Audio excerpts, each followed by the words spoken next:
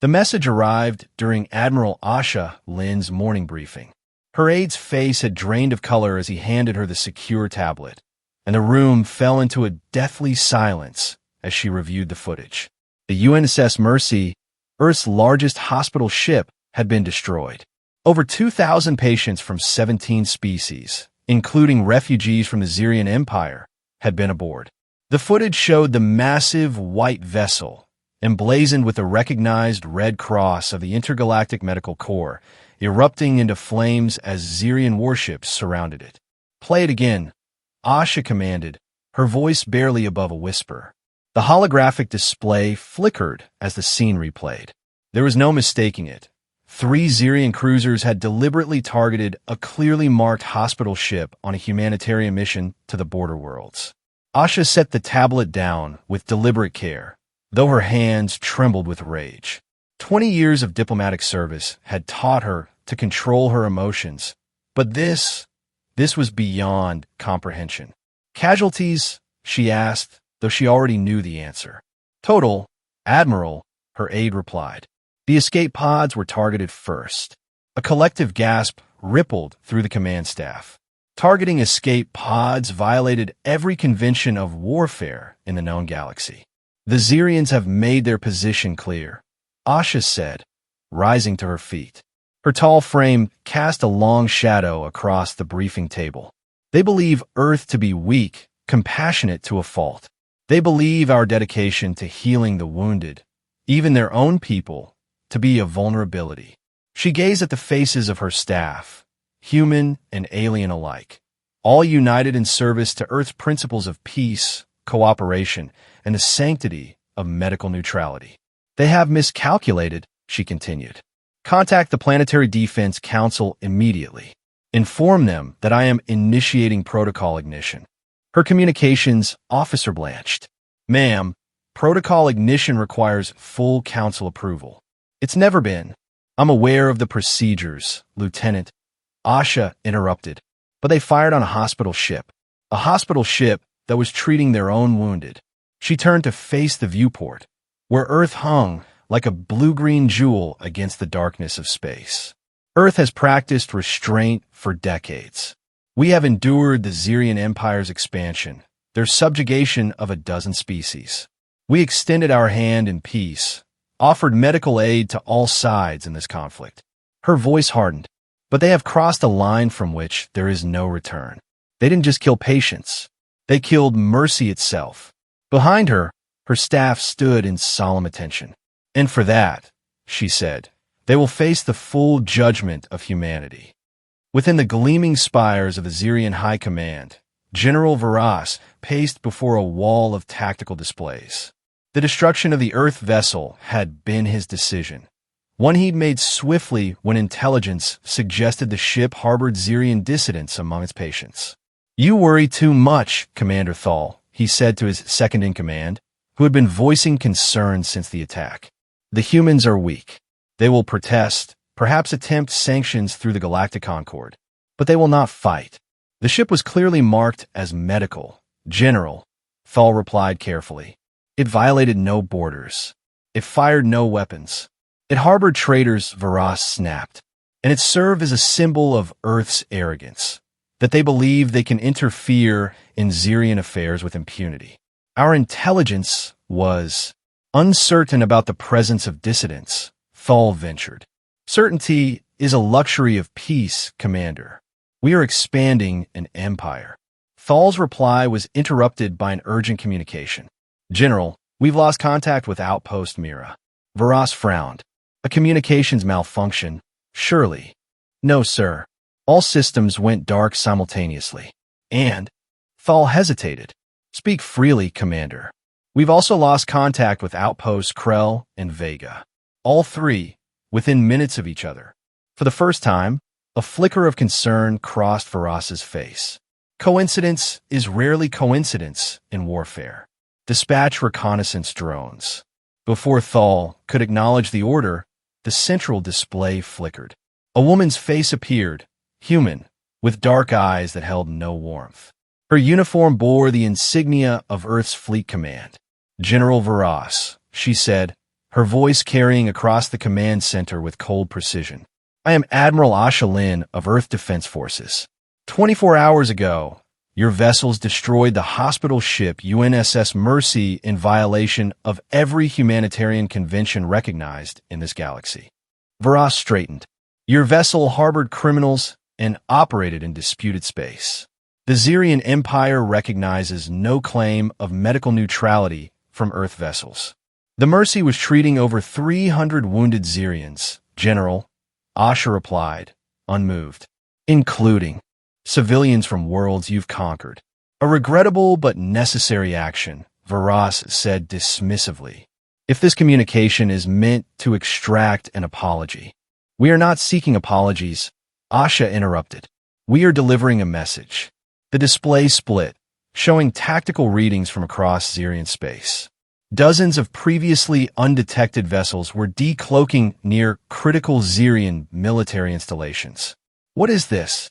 Varas demanded, but his outrage couldn't mask the fear now creeping into his voice. You didn't just kill patients, General, Asha continued. You killed Mercy itself. And with that, we cannot forgive. The displays around Varas erupted with alerts as installations throughout Xerian space reported simultaneous attacks. Defense systems were being neutralized with surgical precision. Communication relays, weapon platforms, fleet coordination centers, all disabled in perfectly coordinated strikes. Impossible, Varas breathed. Earth has no fleet of this magnitude.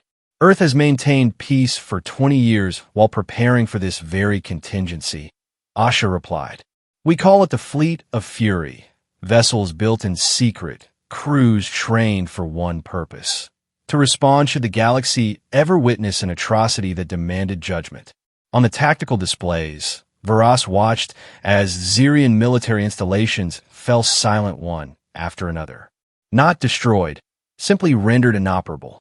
Earth ships were using some form of targeted electromagnetic pulse technology that the Xerian Empire had never encountered before. You've hidden your capabilities, Varas accused. We hoped never to use them, Asha corrected.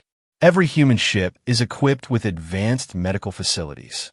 Every human officer is trained in emergency medicine. We came to this galaxy to heal, General Varas. But you have forced us to demonstrate that kindness is not weakness. Thal leaned toward Varas, his voice dropping to a whisper. Sir, we've lost 90% of our offensive capabilities. Our forces are being systematically disarmed without casualties. The realization struck Varas like a physical blow. The humans weren't killing Xerian soldiers. They were rendering weapons useless, cutting communication lines, dismantling the infrastructure of war, all without taking lives. It was humiliation on an unprecedented scale. What are your demands? Varas asked, his voice hollow. You misunderstand, General. These are not negotiations. This is Earth's judgment. The Planetary Defense Council chamber was silent as Admiral Asha Lin delivered her report. Representatives from Earth's united governments sat alongside delegates from allied species, many still in shock at the swift, overwhelming response to the Mercy's destruction. The Xerian military has been effectively neutralized, Asha stated. Their capital world is currently surrounded by our vessels. General Varas has been taken into custody by his own people. Apparently, the Xerian High Command discovered his history of falsifying intelligence reports to justify military actions. Chancellor Renata Torres, head of the council, leaned forward. Casualties? None on our side. Negligible on theirs, mostly minor injuries from emergency evacuations. You managed to disable an empire without killing? Asked the Vexillian ambassador, his crystalline form shimmering with disbelief. That was always the plan, Asha confirmed. The Fleet of Fury was designed for this specific scenario. Overwhelming force applied with surgical precision, using non-lethal technologies developed in the 20 years since Earth joined the galactic community. The Xerians believed we lacked the will to fight, added Fleet Commander Okafor. They mistook our emphasis on healing as a lack of strength. A common misconception throughout history, Asha noted. Those most dedicated to preserving life often understand most deeply what it means to take it, and therefore develop the most precise methods of warfare. Chancellor Torres studied the tactical displays showing Earth vessels positioned throughout former Xerian space. And now, what is your recommendation, Admiral? Asha straightened, her expression grave but resolute. The Xerian Empire must be dismantled, not through destruction, but transformation.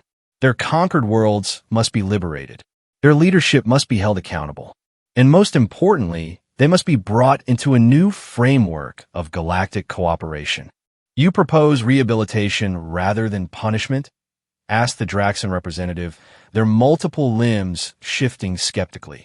I propose justice, Asha corrected. The Xerian people are not our enemy. Their militant leadership and expansionist ideology are what we must address. She activated a holographic display showing a new vessel under construction in Earth's orbital shipyards. This is the UNSS Mercy II.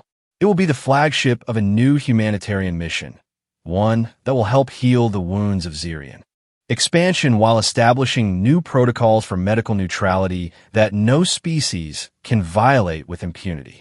Chancellor Torres considered this, then nodded slowly.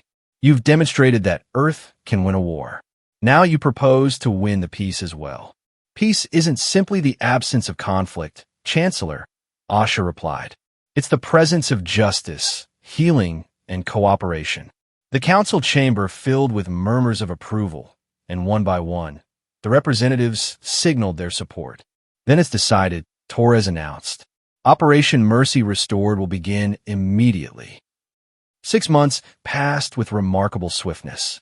Admiral Asha Lin stood on the observation deck of Earth's orbital diplomatic station, watching as representatives from 27 species, including, remarkably, the Xerians, signed the document that would change the course of galactic history. The Mercy Pact, they called it, a comprehensive treaty that enshrined medical neutrality as the highest law of interstellar relations and established consequences for its violation that no empire, no matter how powerful, could ignore. A remarkable achievement, Admiral, said Dr. Eleanor Kwan, who had joined her at the viewport. As one of the few survivors of the original Mercy, she had been called away for an emergency consultation hours before the attack. Kwan had become the human face of the new Galactic Medical Corps. The achievement belongs to those who didn't survive, Asha replied softly. They're the ones who taught us the true cost of compassion and its immeasurable value. Below them, Earth gleamed like a jewel. From this distance, one couldn't see the vast shipyards that had secretly constructed the fleet of Fury over 2 decades, nor the new medical academies now training doctors of all species in the principles that humanity held sacred. They never expected us to maintain such capability in secret, Dr. Kwan mused. 20 years of building a fleet while advocating for peace. Earth learned from its history, Asha replied. The ancient Romans said it best. If you want peace, prepare for war. But we modified that wisdom. We built ships that could disarm rather than destroy. We trained soldiers who could heal as well as fight. And the Xerians? Kwan asked, do you believe they've truly changed? Asha considered the question carefully. Their empire was built on military might and fear. When those were removed with surgical precision, without the mass casualties they expected, it forced a reckoning within their society. She gestured to where Xerian representatives were conversing with delegates from worlds they had once conquered. They're learning a painful lesson, that true strength lies not in subjugation, but in cooperation. Some would say we should have been harsher, Kwan observed. That mercy should not be extended to those who rejected it so violently. That would have made us no better than they were. Asha replied firmly. The Mercy wasn't just a ship.